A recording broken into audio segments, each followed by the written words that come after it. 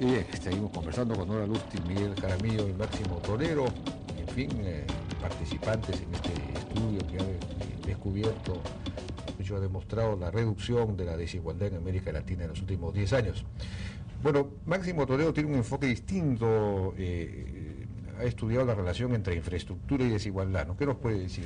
Bueno, más que un enfoque distinto, creo que es un enfoque complementario, ¿no? Y lo que nosotros vemos es cómo ha cambiado la brecha de acceso a infraestructura entre zonas urbanas y zonas rurales y dentro de regiones dentro del país.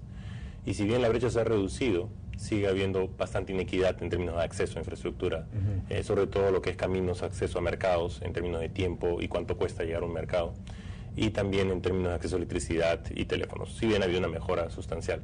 ¿Qué implica? Sabemos que mayor acceso a infraestructura reduce desigualdad. Hay estudios que muestran que pueden llevar a reducciones de 0.02 a 0.1 en términos del índice de Gini, pero a su vez también sabemos que no solo infraestructura va a llevar a que se reduzca la desigualdad. ¿Por qué? Porque si tú das mayores caminos y tienes regiones más desarrolladas, esas son las regiones que van a exportar a las regiones menos desarrolladas. Entonces, tienes que complementarlo con otras medidas, como programas de transferencias condicionadas o programas de mejora de productividad. Claro, de acuerdo. Y por lo menos lo segundo no ha habido en Perú, programas de mejoras de productividad. Eso no ha sido exitoso, han habido bastantes problemas y sobre todo en la focalización de dónde se deben hacer. Y un poco lo que nosotros estábamos viendo es cómo determinar áreas de potencial donde hay problemas de eficiencia y se puede mejorar a través de cambios de productividad. ¿Y hay algún juicio acerca de en qué medida el gasto público se ha ejecutado de una manera más o menos eficiente desde el punto de vista del desarrollo de la infraestructura? Es decir, ¿se hubiese podido gastar mucho mejor en mejor infraestructura en el interior del país? Se hubiera podido priorizar mucho mejor el acceso a infraestructura si es que hubiera habido un análisis más detallado de los impactos, ¿no?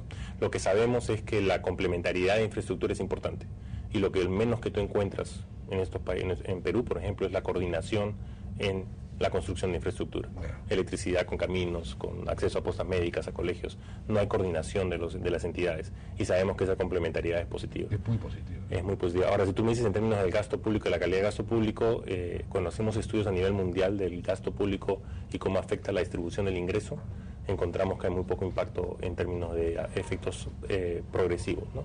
Mayormente encontramos que el gasto público tiene efectos regresivos. Regresivos. A nivel mundial, ¿no? A nivel mundial.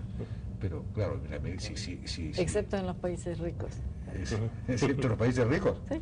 O sea, bueno, por ejemplo, en los países europeos, si tú ves, por ejemplo, el indicador de desigualdad del Gini, antes de que entren las transferencias y los impuestos, y lo comparas con América Latina, la diferencia es relativamente pequeña. Cuando entra el gobierno, la diferencia se vuelve 60%.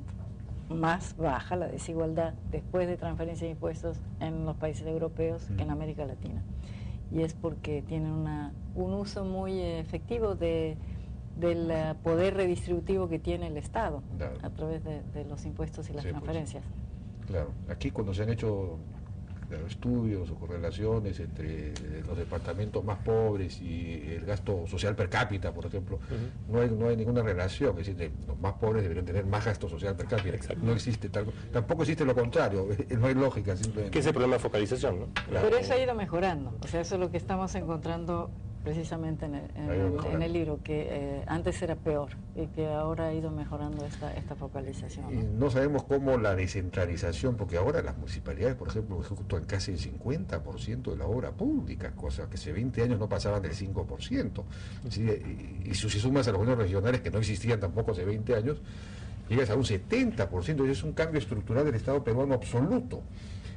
¿Eso qué impacto habrá tenido en...? Sí, en Perú nosotros encontramos que si tú descompones las desigualdades, la desigualdad entre regiones y al interior de regiones, si consideras costa, sierra y selva, eso no explica mucho de la desigualdad.